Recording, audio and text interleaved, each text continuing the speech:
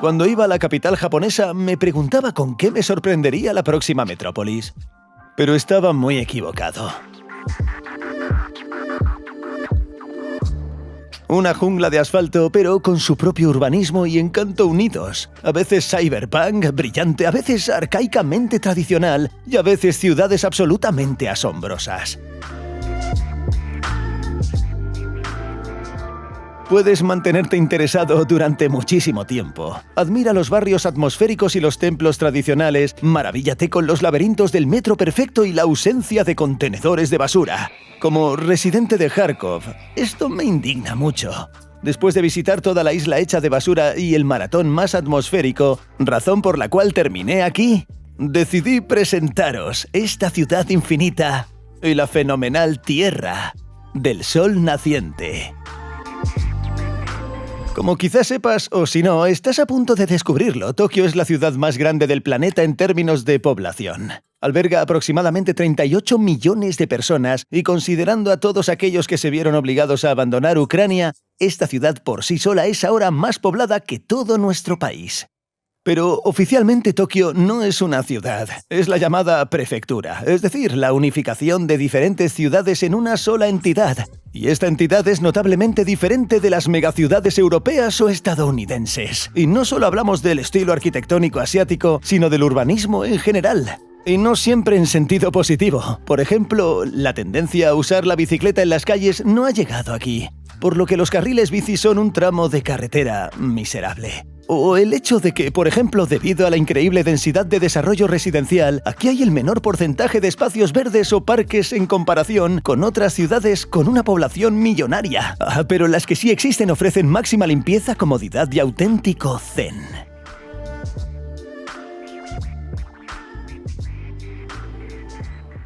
Al mismo tiempo, Tokio tiene precios de vivienda relativamente bajos en comparación con otras grandes ciudades, y también se la considera la última metrópolis con propiedades inmobiliarias baratas. Y esto tiene una explicación.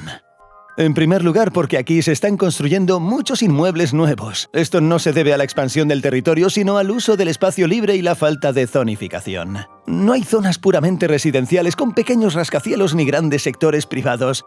Casi todos los distritos son mixtos y a los promotores les resulta relativamente fácil obtener permisos estatales para construir un pequeño edificio en un terreno baldío, donde no está claro cómo vivir. Pero los creativos japoneses de alguna manera se las arreglan para lidiar con esto. La ausencia de regulaciones arquitectónicas estrictas permite a los urbanistas divertirse un poco y crear ese encanto único de Tokio.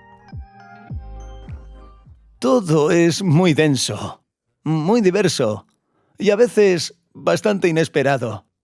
Caminas y ves una pequeña urbanización, pasas una gasolinera con lavadero de coches y al otro lado, pequeños supermercados. La ciudad está lo más abarrotada posible sin parecer voluminosa. En segundo lugar, el impuesto de sucesiones es escandaloso. Si quieres dejarles un apartamento a tus hijos, tienes que pagar el 55% del coste del erario público. Mucha gente no entiende esta broma y pone sus casas a la venta, creando así una oferta en el mercado. Y en tercer lugar, están los terremotos y otros desastres naturales. Como sabéis, Japón se encuentra en el llamado Anillo de Fuego, que a menudo se ve afectado por terremotos y tsunamis. Así que, por desgracia, el mercado inmobiliario aquí no siempre es estático. Además, las casas antiguas que no cumplen con las normas de seguridad modernas suelen ser demolidas y por tanto no suben de precio, de modo que la gente ahorra para ellas toda la vida.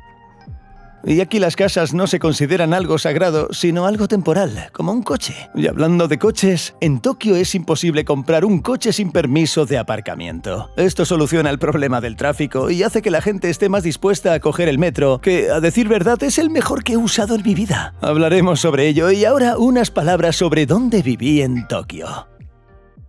Vale, los hoteles tradicionales son bastante caros en Tokio. Y para optimizar el precio y el espacio, los hoteles cápsula como estos son populares. No es exactamente un hostal, ya que tienes tu propia habitación. Sí, claro, no hay mucho espacio en una cápsula como esta. Tengo la altura justa. Pero, por ejemplo, comparado con la misma cueva de nieve en el monte Pipiban, no está nada mal. Conceptualmente es una historia muy típica de Tokio, porque aquí todos estamos acostumbrados a convivir en un espacio muy reducido. Y me sorprendió que aunque todo es compartido, haya un ambiente de seguridad y comodidad, porque todos siguen las normas y respetan a los demás residentes. No es el ambiente de un hostal tradicional. Hay 9 plantas, y estas son las habitaciones. Y los huéspedes son todos hombres. Es una especie de ambiente japonés masculino. Casi no había extranjeros entre los huéspedes del hotel, excepto yo. Y esto es típico en toda la ciudad, porque a pesar de ser uno de los principales centros de negocios del mundo, hay muy pocos expatriados, solo el 4% de la población. A modo de comparación, en Berlín es del 22% y en Londres o Nueva York de alrededor del 40%. Y gracias a esto Tokio no pierde su autenticidad japonesa y un extranjero no se sentirá cómodo en todas partes. Es decir, hay establecimientos o distritos enteros que no se entenderán si intentas explicar algo en inglés y tendrás que usar Google Translate o algo similar. Aún así, la situación es mucho mejor que en las regiones más remotas del país. Pero antes de eso, un pequeño apunte. Yo, como la mayoría de la población, viajé por Tokio en el famoso metro local. Es el más transitado del mundo en cuanto a tráfico de pasajeros. Se realizan casi 4.000 millones de viajes al año y 45 de las 50 estaciones más concurridas del mundo se encuentran en diferentes ciudades de Japón. Las vías del metro encajan a la perfección en el caótico paisaje de Tokio y diría que en algunos lugares tienen un aire poético. Este es uno de los lugares fotográficos más populares de la ciudad, donde trenes que vienen de 3 direcciones diferentes pueden encontrarse al mismo tiempo.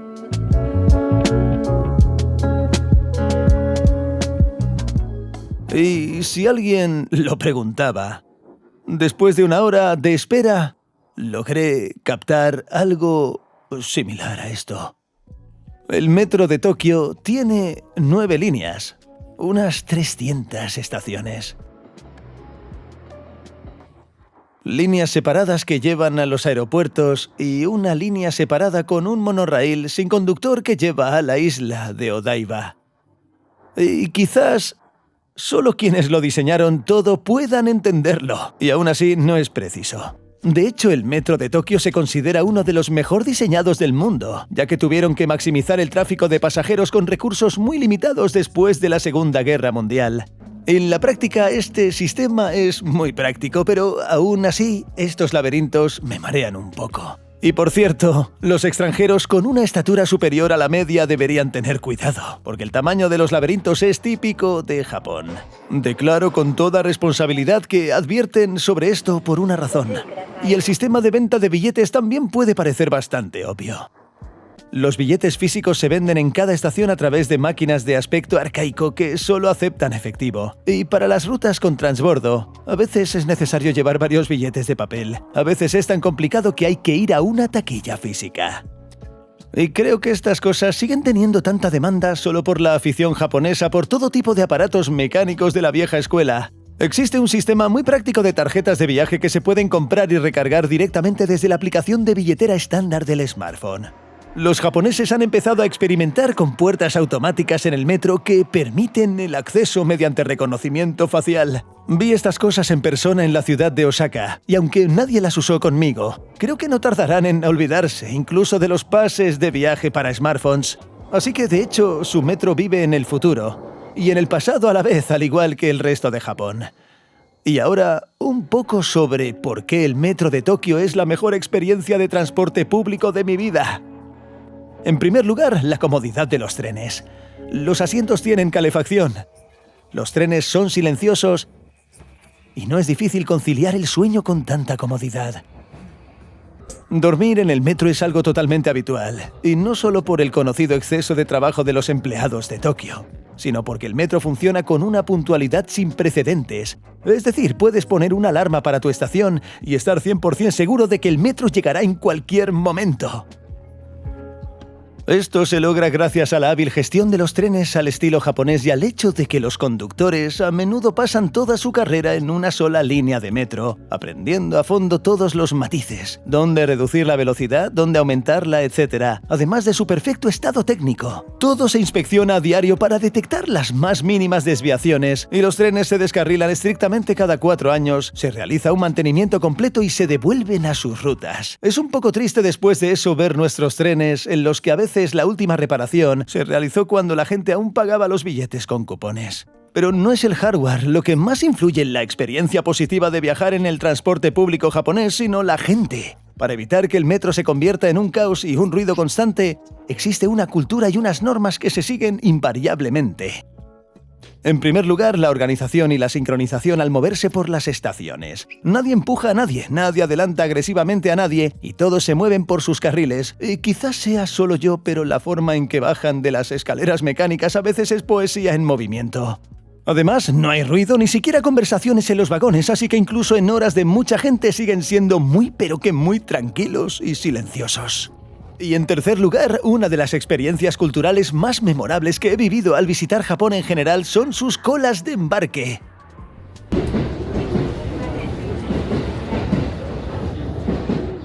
Es la primera vez que veo esto en un tren. Nadie se adelanta a nadie, todos forman una fila organizada y hasta ahora entran de la misma forma. Increíble. Todo está en orden, como debe ser. Estas fotos en particular no se tomaron en Tokio, sino en Osaka, donde la cultura del metro me pareció absolutamente ejemplar. Pero la capital no se queda atrás. Claro que esto no funciona tan bien en hora punta, cuando los famosos repartidores de Tokio entran en acción, haciendo todo lo posible por mantener los trenes en movimiento. No, pero no usé el metro en esas horas y afortunadamente no vi ese espectáculo en directo. Pero quizás mi característica favorita del metro de Tokio sea esta.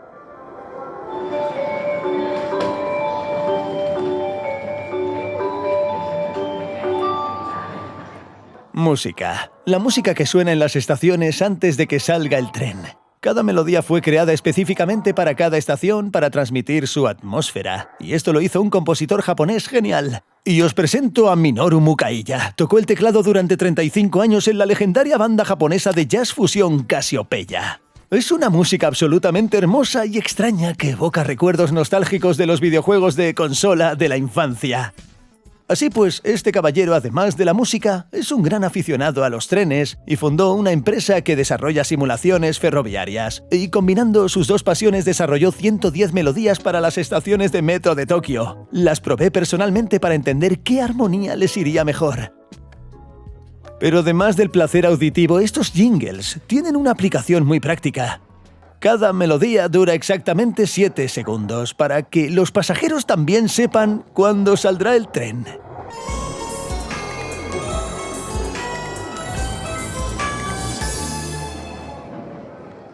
Esta melodía, por cierto, proviene de la estación de Shibuya, la segunda estación más concurrida del mundo y quizás la más popular entre los turistas de Tokio. Porque en primer lugar, aquí vive el perro japonés más famoso y justo al lado se encuentra la intersección más famosa y concurrida del mundo.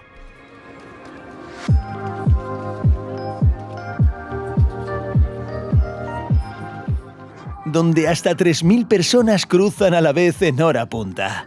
Un símbolo viviente de la ajetreada y superpoblada ciudad de Tokio.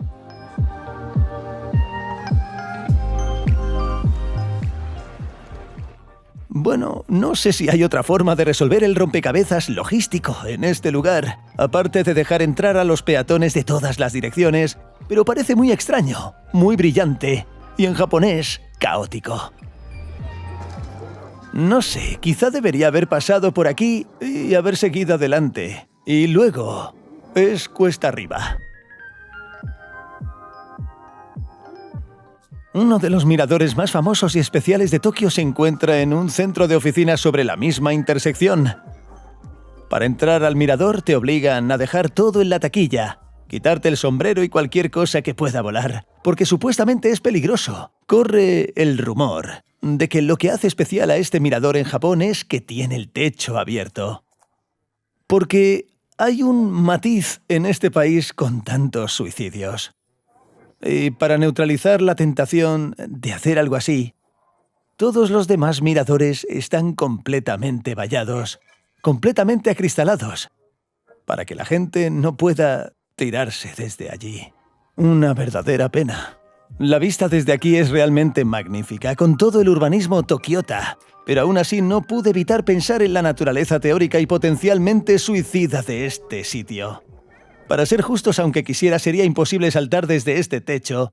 Todo está cubierto de cristal, todo está encerrado en redes, y se respira una atmósfera de seguridad y esterilidad típicas de Japón. Y con esto en mente, pasemos al ambiente del Japón más tradicional. Nos hemos mudado al distrito de Asakusa. Este es el distrito más antiguo de Tokio, una especie de podil local.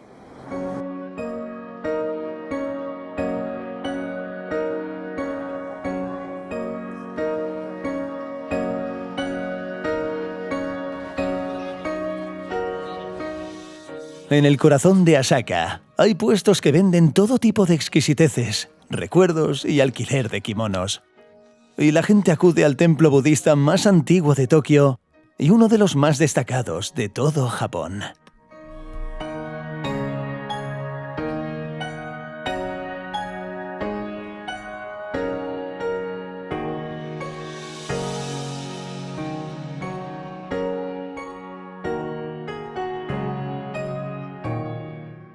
Se puede decir que desde este lugar, desde este templo, comenzó el desarrollo histórico de Tokio. Según la leyenda, en el siglo XVII, cuando la capital se encontraba en una ubicación completamente diferente, y aquí había una aldea inactiva, dos pescadores locales sacaron una estatua budista del río más cercano, lo que les indicó que algo así debía construirse allí. Así lo hicieron y con los años este lugar se ha convertido en uno de los más importantes de Tokio y en consecuencia del país. Y con esto en mente hablemos un poco de la historia de Japón en general, para comprender mejor el contexto. Según la leyenda, el Estado japonés se formó en el año 600 a.C., pero los verdaderos registros históricos comienzan un poco más tarde, en los siglos V y XVI después de Cristo. También fue la época en que el budismo llegó a Japón desde China y se construyeron la mayoría de los templos, lo que tuvo un gran impacto político. A esto le siguió un largo periodo de conflictos internos y guerras feudales que alcanzaron su apogeo en los siglos XIV y XV, marcados por el florecimiento de la cultura japonesa y la adquisición de un poder sin precedentes por parte de los samuráis. Terminó con una tregua entre los clanes samuráis y el llamado periodo Edo, que duró desde principios del siglo XVII hasta mediados del siglo XIX. El país estaba gobernado por un shogunato o liderazgo militar samurái que se reunía en la ciudad de Edo, como se conocía entonces a Tokio. Es decir, el país tenía legalmente un emperador que residía en algún lugar de Kioto, pero carecía de influencia real. En aquella época los japoneses comerciaban un poco con los portugueses y luego con los holandeses, pero en general el país se encontraba en un completo aislamiento cultural y económico del mundo occidental. Pero a mediados del siglo XIX los estadounidenses llegaron con buques de guerra, por así decirlo, para exportar la democracia y solicitar la apertura al comercio exterior. Este descubrimiento condujo posteriormente a reformas bajo el emperador Meiji, quien se mostró abierto a Occidente y presenció la caída del shogunato y el retorno del poder al emperador. Este periodo es el tema de la famosa película El último samurái. Así, el país se modernizó, se industrializó y comenzó a implementar una política exterior más agresiva. A finales del siglo XIX y principios del XX se libraron guerras con China y el Imperio ruso por la influencia y el territorio en la región. De aquellos tiempos se conservan numerosos ejemplos de la creativa propaganda militar japonesa. Y como sabéis, Japón no se quedó al margen durante la Segunda Guerra Mundial. El ataque a Pearl Harbor en 1941 provocó la entrada de Japón en la guerra del lado del eje. Durante la guerra, Japón capturó gran parte del territorio en el sudeste asiático y posteriormente se rindió tras los bombardeos atómicos de Hiroshima y Nagasaki en 1945. Este fue otro punto de inflexión en la historia que puso fin a la era imperial de Japón. Parte de las islas fue tomada por la Unión Soviética y todo el país quedó bajo ocupación estadounidense.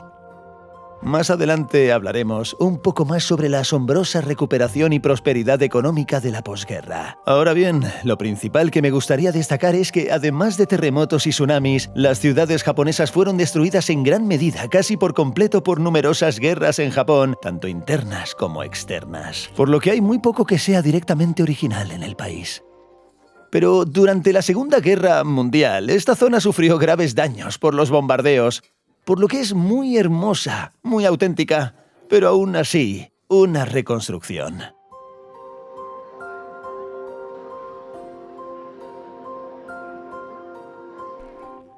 Pero, por supuesto, las tradiciones y rituales religiosos no pueden ser aniquilados por bombardeos masivos, y aquí se encuentran en plena forma budista. Con fumar incienso local, lavado de manos ceremonial antes de entrar y otras transacciones financieras y de oración. Hay un casino budista donde puedes obtener una predicción del futuro por 100 yenes. Probablemente esté en japonés, así que ni siquiera lo intentaré. Hablando de religiones, el budismo y el sintoísmo predominan en Japón. En teoría son religiones diferentes, pero en realidad casi todos profesan ambas a la vez, porque no se anulan, sino que se complementan. Hablemos de esto brevemente pasando al templo sintoísta más grande de Tokio. Está ubicado en un denso bosque casi en el centro de la ciudad y fue construido en honor al mismo emperador Meiji, quien realizó las mismas reformas.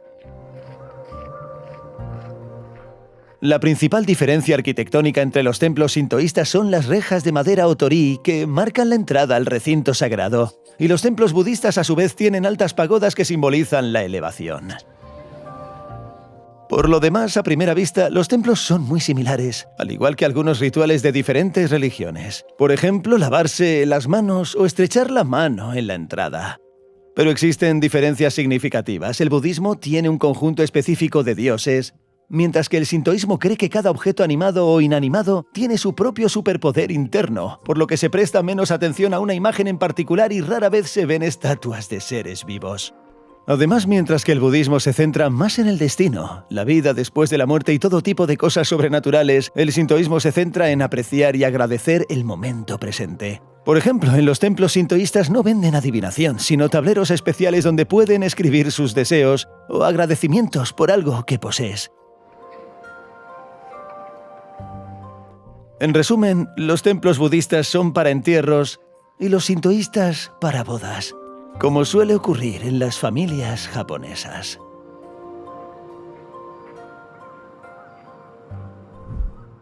Con esto termina nuestra excursión a templos y religión y regresamos al Tokio más moderno.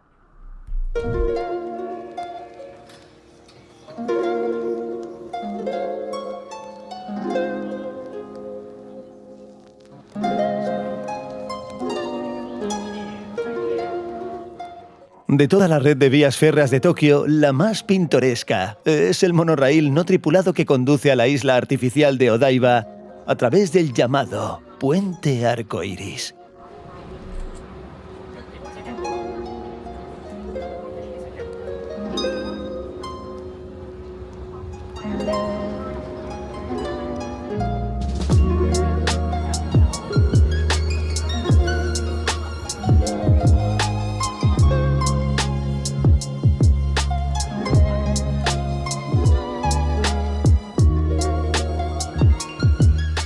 Así que sí, esta es la isla artificial de Odaiba. Sus primeras partes se construyeron durante el período Edo en el siglo XIX como fortificaciones defensivas, pero en los años 90 el anterior gobierno de Tokio decidió expandir considerablemente la historia de esta isla y crear un distrito completamente nuevo. Y es interesante que algunas partes de esta isla o islas estén hechas completamente de residuos de construcción y domésticos. Es decir, hay fábricas especiales que incineran los residuos para convertirlos en materiales de construcción. Y aquí va una pequeña nota sobre la basura de Tokio. En esta ciudad se toman muy en serio la recogida de residuos y el reciclaje, y animan a los residentes a llevarse todo a casa, a clasificar ellos mismos sus residuos y a hacerse responsables.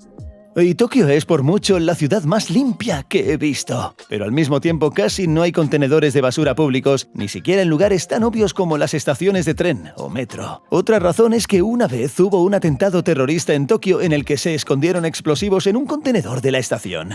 En fin, al principio causa cierta discordia. La primera impresión que tengo de Tokio ahora es que es un desastre porque no hay contenedores. Como un idiota, camino por ahí con los paquetes de comida que llevé en el camino y no sé dónde tirarlos, porque simplemente no hay dónde tirarlos. Estoy caminando por toda la estación y no sé. Como residente de Kharkov, esto me indigna mucho. Y hablando de la analogía con Kharkov, en Odava, el monorraíl lleva directamente a uno de los edificios más emblemáticos de Tokio que se parece sospechosamente a algo. Esta es la sede de la gran compañía de televisión japonesa Fuji TV. Fue construida aquí en los años 90 por un arquitecto genial y mi primera reacción al verla fue que parecía inspirada por una fábrica gubernamental.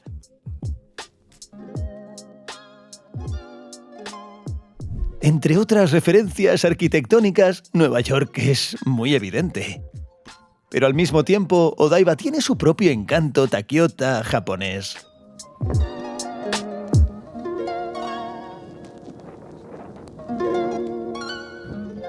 En mi opinión, el concepto es beneficioso para todos. Eliminar los residuos de construcción, construir una isla y convertirla en quizás el mejor lugar para caminar y disfrutar de la playa de la ciudad.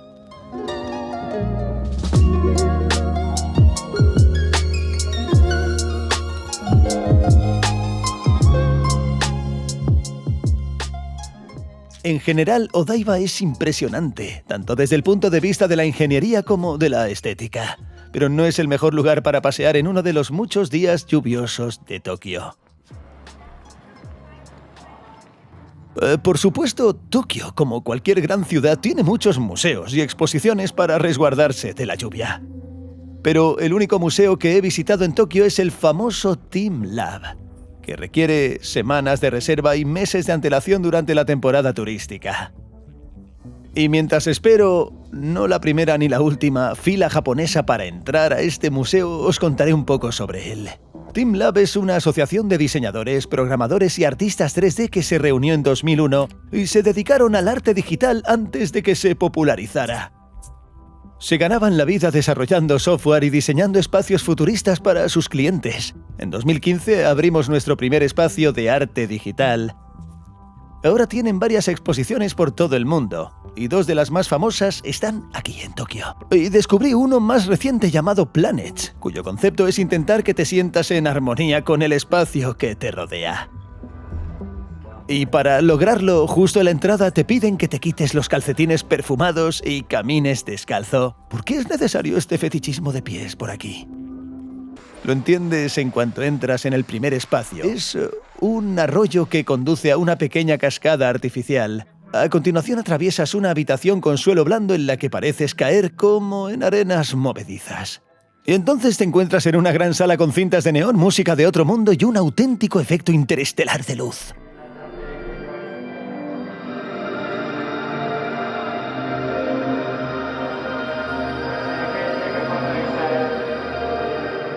La siguiente sala tiene un concepto similar, pero en lugar de cintas está llena de enormes bolas blandas.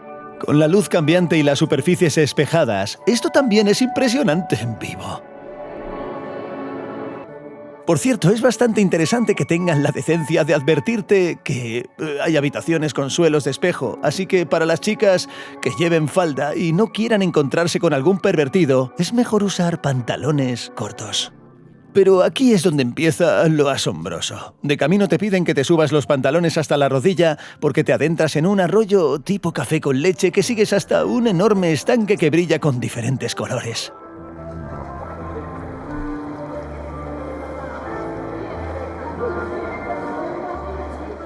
Hay un olor muy agradable, suena música genial y lo más impresionante, hologramas de coloridas carpas koi japonesas nadan en el agua, moviéndose según la ubicación de la gente a su alrededor, simulando peces vivos.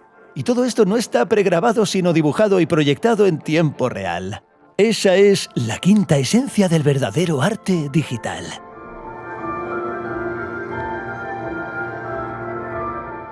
Puedes verlo durante muchísimo tiempo.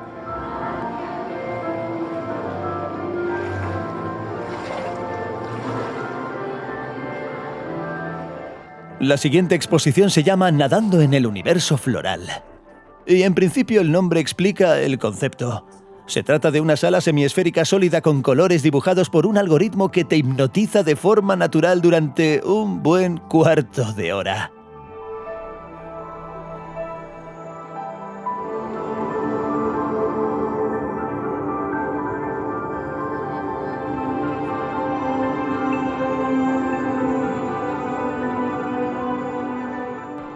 De la vegetación virtual pasamos a la vegetación, que es bastante real.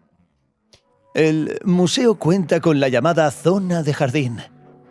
En el invernadero húmedo crece musgo, en el que se han pegado huevos de cristal que brillan con diferentes colores, creando una ilusión óptica de otro planeta.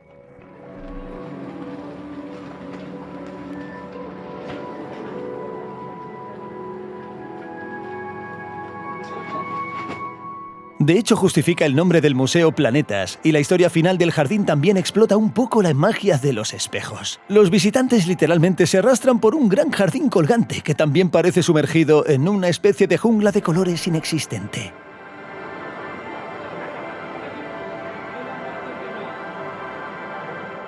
Uno puede permanecer en ellos durante muchísimo tiempo, pero entonces el personal se acerca y amablemente le pide que no se quede demasiado tiempo, oiga, para dejar espacio a otras personas. Desde un punto de vista técnico, estas exposiciones no tienen nada de cósmico, pero en la práctica nunca he visto nada igual. En mi opinión, este museo ha logrado que uno sienta sus exposiciones con todos los sentidos. Porque en particular en esa habitación con agua hasta las rodillas, cuando sientes el agua tibia, hueles el olor agradable, escuchas la música y, en consecuencia, miras todo esto por encima del hombro. Fue increíble. Era una mezcla entre El fetiche por los pies de Tarantino e Interestelar de Nolan. Sí, soy la hostia haciendo resúmenes. En resumen, este lugar se considera sin duda uno de los principales atractivos turísticos de Tokio. Y creo que el éxito de este museo es lo que ha hecho famoso a todo Japón. Si haces algo, hazlo bien y con el máximo entusiasmo.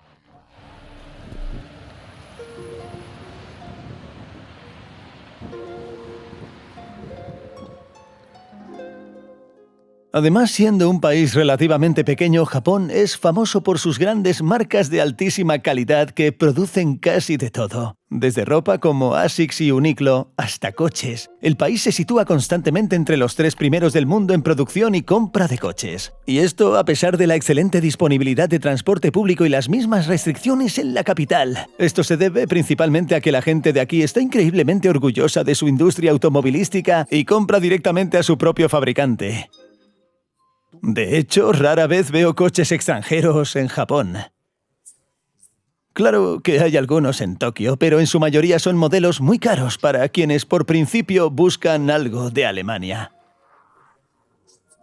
Lo mismo ocurre con los electrodomésticos. No necesitan importar nada porque tienen todo por aquí y además siguen siendo una isla. Y aquí tienen sus propias marcas nacionales como Zohirushi. Esta marca, según cuentan, empezó fabricando recipientes para transportar órganos para trasplantes, por lo que allí se exigen altos estándares de fiabilidad. He visto sus electrodomésticos en todos los lugares a los que he viajado y yo mismo uso su termo. Es una especie de termo japonés, lo llevo usando 4 años y nunca me ha fallado, y utilizo para transportar tés y agua hirviendo. De hecho, la cámara Lumix, con la que llevo 3 años disparando, Sony, Canon, Nikon, Pentax, ¡Dios mío! Y en su mayoría fabricadas en Japón.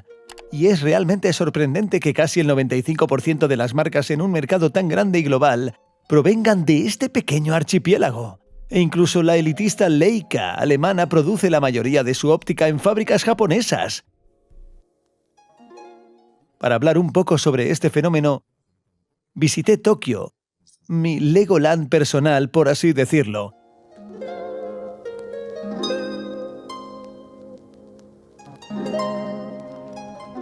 Esta es, de hecho, la sede de la marca Lumix en Tokio. Vine aquí porque en mis caóticos desplazamientos por Japón se me cayó la cámara al suelo con mi torpe mano y necesitaba llevarla al servicio para comprobar si el paciente sobreviviría. Allí en el acto hablé con el señor Sakamoto, uno de los especialistas de la marca, y con la ayuda de Google Translate comprendimos los factores que han convertido a Japón en el centro de la fabricación de cámaras y objetivos. El primer factor es el afán japonés por el perfeccionismo, ya que las cámaras no se limitan a ensamblar unas cuantas tablas. Es un trabajo muy largo, minucioso y preciso. En segundo lugar está el factor natural. Aquí tenemos agua de montaña de muy alta calidad, necesaria para la producción de objetivos de alta calidad. Y el tercer factor es el económico. Tras la derrota de la Segunda Guerra Mundial, Japón no tuvo oportunidad de desarrollar nada más en el ámbito militar, pero sí se utilizaron muchas tecnologías punteras en este ámbito. Y adaptaron esto para producir ópticas de calidad y a un precio más bajo que las marcas europeas. Y por cierto, debo decir algunas palabras sobre el periodo de la economía japonesa después de la Segunda Guerra Mundial, porque es un fenómeno económico muy interesante. Así pues, tras el devastador bombardeo y la rendición estadounidense, la economía, las industrias y las ciudades japonesas quedaron literalmente en ruinas, y la población se quedó llorando y avergonzada por la guerra. Tras su victoria, los estadounidenses que se habían afianzado en el archipiélago comenzaron a invertir fuertemente en la economía y la reconstrucción de Japón. Pero no solo para disculparse por los ataques atómicos, sino ante todo para evitar la llegada del consumismo. Seguía siendo la Guerra Fría y, como dicen, solo negocios. Y los japoneses, a su vez, no solo gestionaron estas inversiones con gran competencia, sino que también organizaron los llamados Keiretsu. Estas son asociaciones de industriales, empresas y bancos que invertían mutuamente y bajo la guía del Estado creaban las condiciones más favorables para el crecimiento y el desarrollo mutuos. Los líderes del país indicaban a quién se debía otorgar la tasa de interés más favorable y a quién se debían enviar primero las materias primas, lo que se tradujo en una especie de gran nepotismo económico a nivel nacional, y funcionó. Japón se convirtió rápidamente en líder en la producción y exportación de diversos electrodomésticos, productos electrónicos, automóviles y productos ópticos. El PIB del país crecía rápidamente y nuevos centros de negocios y distritos de lujo se construían en Tokio como hongos tras la lluvia. Todo marchaba tan bien que en la década de 1980 las empresas japonesas comenzaron a comprar rascacielos enteros en Estados Unidos. Y los estadounidenses comenzaron a temer que el país al que supuestamente habían derrotado en la Segunda Guerra Mundial pronto los absorbiera. Esto se refleja, por ejemplo, en la película Blade Runner de 1982. Y luego la situación se ralentizó un poco. En la década de 1990, debido a una serie de decisiones económicas mal pensadas, la burbuja inmobiliaria y de valores japonesa estalló ligeramente. La gente tiene menos confianza en su futuro, la tasa de natalidad ha disminuido drásticamente y la edad promedio del país ha aumentado drásticamente. Y Japón, que se consideraba inalcanzablemente futurista y cyberpunk en los años 80, en la década del 2000 comenzó a quedarse atrás tecnológicamente respecto al resto del mundo. Y es por eso que Japón y Tokio en particular parecen estar congelados en los años 80 o 90, pero al mismo tiempo no podemos decir que el país esté en una crisis total. Sí, la economía está un poco estancada, pero el desarrollo continúa y se están creando nuevos proyectos a gran escala. Uno de ellos es el que visitaremos ahora. Esta torre, que desde 2010 se alza solitaria entre los edificios relativamente bajos que la rodean, es la Tokyo Sky Tree. Y es interesante que esté construida con la tecnología que se usaba en el antiguo Japón para construir sus pagodas de varios pisos con un núcleo antisísmico flexible. Sí, no fue fácil ni barato, pero sería una lástima que el próximo terremoto provocara el colapso de esta torre, la más alta del planeta. Bueno, claro, hay un Burj Khalifa mucho más alto en el mundo, y en Arabia Saudita están construyendo algo a gran escala, pero todos son rascacielos. Y esta es una torre de comunicaciones, y en su categoría es, por tanto, la más alta del mundo. Pero obviamente, además de ser una antena gigante, también es una gran atracción turística. Compré una entrada para una hora predeterminada, pensando que llegaría y empezaría a disfrutar del atardecer enseguida. Pero había una cola de gente que había reservado con antelación, junto con otra de gente que había venido a comprar allí mismo, así que un poco de tiempo no venía nada mal. Bueno, era hora de cambiar la reserva online por una entrada impresa, y ahora hay otra cola para por fin subir al ascensor. Hacer cola en Japón es como un deporte nacional. Vale, esa fue otra cola para pasar el control de seguridad y ahora es la tercera, con suerte para subir al ascensor.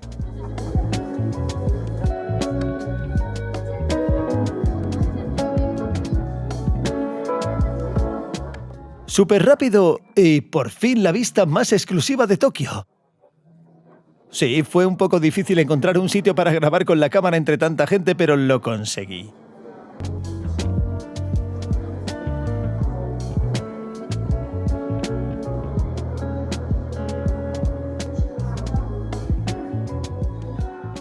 En algún lugar de ahí deberías poder ver el Fuji, pero no se puede por la contaminación.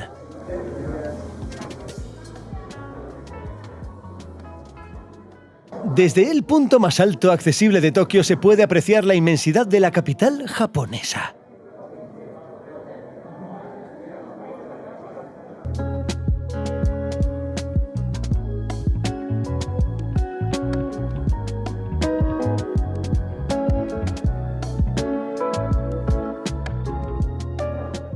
Brilla con las luces de la ciudad por la noche, hasta el horizonte y más allá.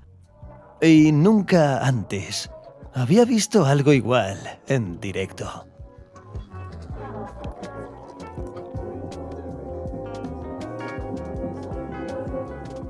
Y supongo que valió la pena subir hasta aquí. Y por cierto, fue casualidad que hubiera colas no solo para el árbol celestial en sí, sino también para los árboles que hay debajo. Que los cerezos en flor aquí no son solo un sonido vacío ni una simple atracción turística, es evidente por la multitud detrás de mí. La gente con cámaras hace cola para captar un ángulo genial de los primeros cerezos en flor frente a la Tokyo Sky Tree.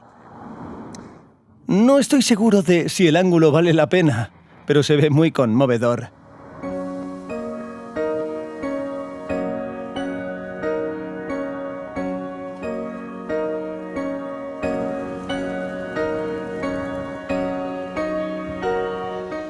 Personalmente siempre me he preguntado por qué los turistas acuden en masa a Japón durante la temporada de los cerezos en flor. Porque, como recordaréis, me interesa más la nieve japonesa, pero debo admitir que estéticamente es realmente preciosa.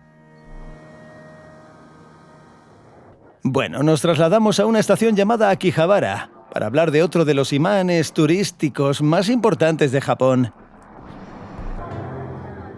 Este barrio se parece a lo que una inteligencia artificial probablemente describiría como Tokio. Muy colorido, cyberpunk con numerosas tiendas de videojuegos y electrónica y todo tipo de máquinas recreativas y tragaperras. En las calles, chicas vestidas de forma bastante informal invitaban a los turistas a los cafés donde sus colegas les atendían en un ambiente similar. Hay un fetiche por aquí, pero sobre todo Akihabara es conocida como un centro mundial del manga y el anime. En la cultura occidental la palabra anime suele percibirse como un género aparte. En Japón, sin embargo, se utiliza para describir toda la animación con su estilo único y técnicas visuales originadas en este país. La animación japonesa ha recorrido un largo camino. Surgió en la preguerra como una alternativa a los dibujos animados europeos y estadounidenses. Después, en la posguerra, hubo un resurgimiento y los creadores intentaron ahorrar al máximo en producción e incluso redujeron la cantidad de fotogramas por segundo. Por eso el anime tiene un estilo exitoso tan reconocible. Con el tiempo, a medida que aumentaban los presupuestos, la animación japonesa se ha convertido en una de las tecnologías de animación más avanzadas del mundo. Y por ejemplo, las obras del conocido Miyazaki, en mi opinión, estuvieron en un momento a la altura o incluso por encima de las de Disney. Por ejemplo, estos cómics sobre la primavera de 2022 fueron creados por un conocido mangaka, Matsuda Huko, y un par de copias fueron donadas a la Embajada de Ucrania en Japón. La variedad de géneros de manga supera con creces la del anime y se pueden encontrar libros sobre casi cualquier tema. También tiene una gran demanda, especialmente en el mercado nacional. El mercado se estima en $30.000 millones y crece cada año. Y ni siquiera estamos hablando de las ganancias indirectas de todos los turistas que vienen aquí por esto. Para haceros una idea, el anime, en términos de ventas de mercancías y exportaciones, derechos de transmisión mundial, publicidad, etc., es la tercera industria más grande de Japón. Pero es interesante hablar de ello desde un punto de vista económico. Personalmente tengo muy poco interés en el anime como forma de arte y se convirtieron en el punto de partida para una variedad infinita de obras japonesas más especializadas. Y todos estos Pokémon, Naruto, Sailor Moon, Dragon Balls se volvieron populares no solo en la televisión japonesa, sino también en la occidental. Pero en la segunda mitad del siglo XX, finalmente explotó en popularidad porque se transmitió por televisión. En resumen, aquí hay muchísimo manga, y lo lee todo el mundo. Por ejemplo, incluso mi hotel Cápsula tenía una taquilla aparte. Y hay una estadística interesante. En Japón se usa más papel anualmente para imprimir manga que para papel higiénico. Por eso se debe en parte a la sofisticación tecnológica de sus inodoros milagrosos. ¿Qué quieres decir con todo esto? La animación japonesa no debería verse aquí como un pasatiempo de nicho para adolescentes. Es una parte integral de lo que hace de Japón, Japón. Los personajes se pueden encontrar desde el aeropuerto y el ascensor hasta un rascacielos, hasta enormes estatuas en las calles y pantallas en las estaciones de metro. Esto es, por cierto, en la estación de metro de Shinjuku, la más concurrida del mundo. Tiene 3,5 millones de pasajeros al día. Imagínate esta cifra. El barrio que rodea la estación también coincide. Es densa, concurrida, luminosa, con la mayor cantidad de rascacielos de Tokio, letreros de neón en las calles y restaurantes. Hay más de 5.000 y se puede encontrar prácticamente de todo. Por ejemplo, hay un restaurante de ramen con 2 estrellas Michelin en el que hice cola durante 1 hora. Y aunque no fue el mejor ramen que he probado en Japón, valió la pena. Y un pequeño adelanto sobre la comida de Japón y de Tokio en particular. Hablaremos más y pienso dedicarle un vídeo aparte. Así que, como dicen, no olvidéis suscribiros para no perdéroslo. Creo que es la cabeza. Perdonad, Shinjuku es el hogar del mayor número de extranjeros en Tokio y también es el hogar de uno de los personajes cinematográficos más famosos de Japón, Godzilla. Y esta calle tan popular se llama Godzilla Road. En resumen, sin duda hay lugares para pasear y cosas que ver aquí.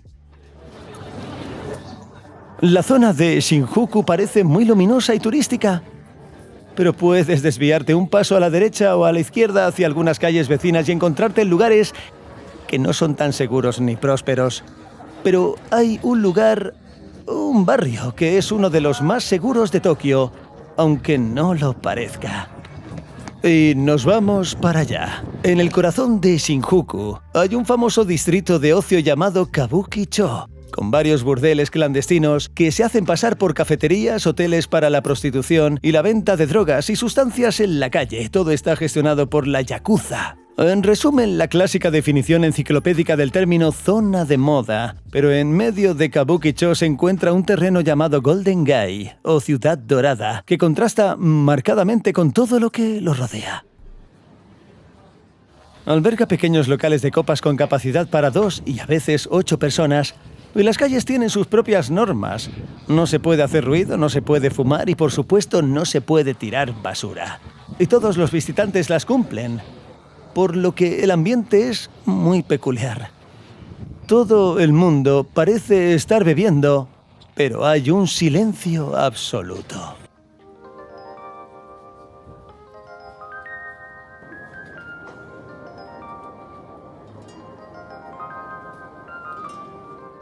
Me sorprendió mucho este lugar, pero su contexto histórico también es interesante. Hasta 1958 este barrio estaba lleno de prostitución. Luego se criminalizó y, por así decirlo, se volvió a especializar en bares. Pero en los 80, cuando la economía estaba en auge y todo se reconstruía, no era raro que la Yakuza incendiara terrenos antiguos para que un promotor pudiera comprarlos a bajo precio y construir uno nuevo. Pero aquí los dueños de los bares estaban de guardia por la noche para evitar que esto sucediera, por lo que ahora se ha conservado. Y en el mapa aparece una cápsula del tiempo del antiguo Tokio en medio del más moderno y ruidoso Shinjuku.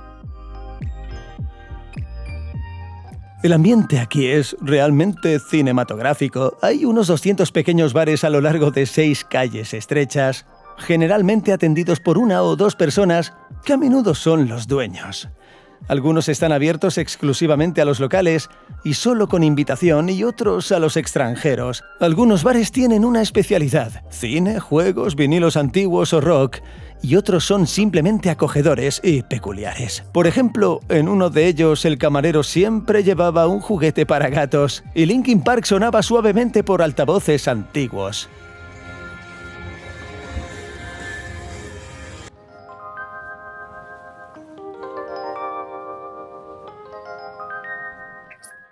A menudo ocurre que las capitales o las ciudades más grandes de los países, con su cosmopolitismo, son radicalmente diferentes del resto del país. Pero, salvo la escala del urbanismo, estos contrastes de detalles únicos y tradiciones preservadas son lo que conforma el Japón moderno. Y puedes explorar esta vasta metrópolis durante muchísimo tiempo y hablar durante horas de su rareza, como por ejemplo un café con capibaras que está justo al lado de esa Skytree. Oh, pero es más interesante hablar de personas que de croquetas, sobre todo porque no fui a este café. Este vídeo me lo envió mi amigo Borja, que estaba allí con el grupo, pero de personas. En particular de cómo nuestra gente vive en una cultura completamente diferente y por qué este país, que históricamente nunca se ha interesado por las guerras de Gaitsin en el continente, está tan entusiasmado por apoyar e interesarse por Ucrania. Hablemos de esto en el próximo vídeo. Y al mismo tiempo profundicemos un poco más en el contexto social japonés. Vamos a correr un poco porque de hecho fue correr lo que me trajo aquí. Como parte del equipo que vino al Maratón de Tokio de la Fundación Ciudadana, se dedican a financiar prótesis para soldados que por alguna razón no pueden recibirlas de los programas estatales, y de hecho su principal benefactor es Shinei Brented, quien ayudó a organizar el viaje. Así que muchas gracias por apoyar este proyecto y por continuar su producción en el este de Ucrania. Oye, no olvidéis compartir las impresiones en los comentarios, darle like, todos esos botoncitos que nos ayudan tanto con el algoritmo. Y como es tradición, nos vemos en el próximo vídeo.